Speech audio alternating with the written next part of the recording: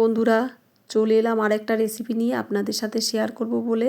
আজ আমি আপনাদেরকে বানিয়ে দেখাবো কাতলা মাছের মাথা দিয়ে মুড়ি ঘন্ট, খুব কম সময়ে সহজ পদ্ধতিতে।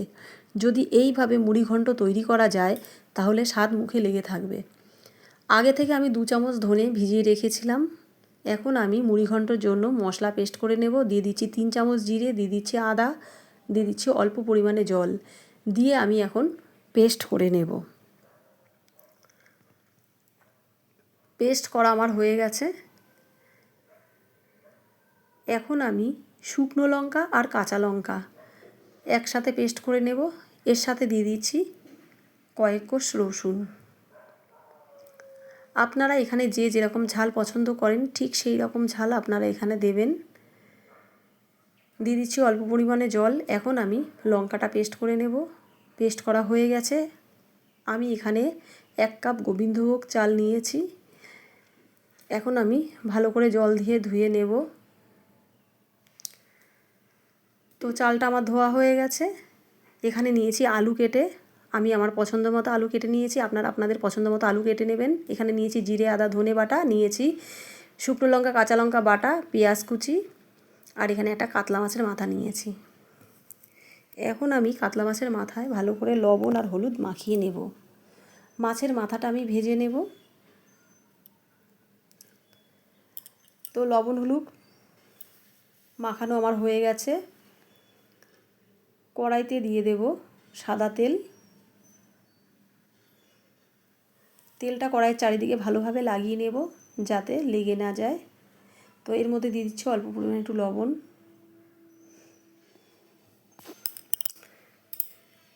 লবণটা দিলে তাহলে আর তেলটা ছিটকে চারিদিকে হবে না। এবার উল্টে পাল্টে একটু ভেজে নেব লালচে করে।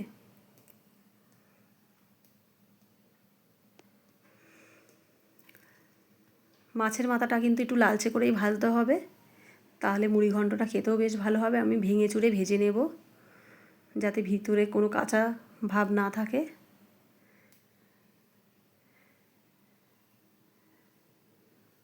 তো মাছের মাথাটা আমার ভাজা হয়ে গেছে। আমি এখন একটা থালার মধ্যে তুলে নিচ্ছি। এই মাছের মাথা ভাজা তেলে দিয়ে দিচ্ছি আলু। আলুগুলো একটু আমি লাল লাল করে ভেজে নেব।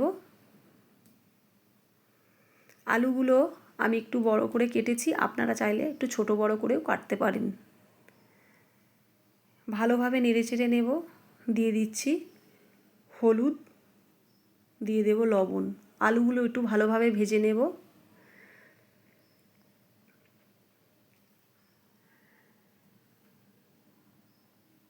তো আলুগুলো কিন্তু আমার ভাজা হয়ে গেছে।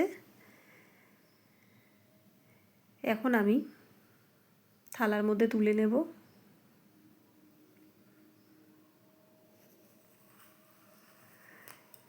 এরপর আমি কড়াইতে দিয়ে দেব সর্ষের তেল। রান্নাটা কিন্তু আমি সর্ষের তেলেই করব। দিয়ে দেব শুকনো লঙ্কা তেজপাতা ফোড়নে,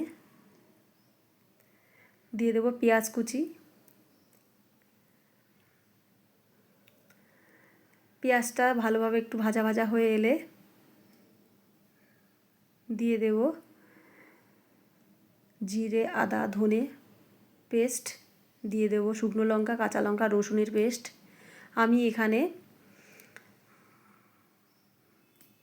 যে যেরকম ঝাল পছন্দ করেন আপনারা সেই রকম ঝাল এখানে দেবেন। দিয়ে দিচ্ছি হলুদ আর লবণ, দিয়ে ভালোভাবে মশলাটা আমি কষিয়ে নেব। মশলাটা কিন্তু আমার ভালো করে কষানো হয়ে গেছে, মশলা থেকে তেলও ছেড়ে দিয়েছে। এরপর দিয়ে দেব ভেজে রাখা আলু আর মাছের মাথা, দিয়ে আরেকটু ভালোভাবে কষিয়ে নেব।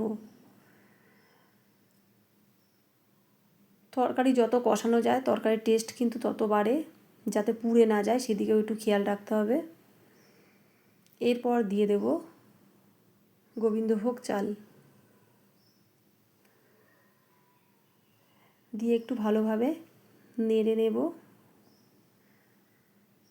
একটু ভালোভাবে কষিয়ে নেব।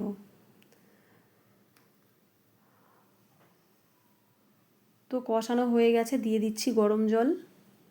এখানে কিন্তু গরম জল আমি দিয়েছি, আপনারা চাইলে ঠান্ডা জলও দিতে পারেন, কিন্তু গরম জল দিলে তরকারির টেস্টটা কিন্তু ভালো আসে। এরপর আমি একটু ভালোভাবে নেড়ে নেব, নেড়ে ঢাকা দিয়ে 10 মিনিট রান্না করে নেব। তো 10 মিনিট হয়ে গেছে, চলুন দেখি। তো কত সুন্দর হয়েছে দেখুন। মুড়ি ঘন্টটাও প্রায় আমার রেডি হয়ে গেছে। এখন আমি এখানে দিয়ে দেব চিনি। চিনিটা দিলে লবণ আর ঝালের ব্যালেন্সটা ঠিক থাকবে। দিয়ে দিচ্ছি গরম মশলা। এরপর আমি নামিয়ে নেব। দেখুন কত সুন্দর হয়েছে। আপনারাও এভাবে বাড়িতে কাতলা মাছের মাথা দিয়ে মুড়ি ঘন্ট করে খাবেন, খুব ভালো লাগে খেতে।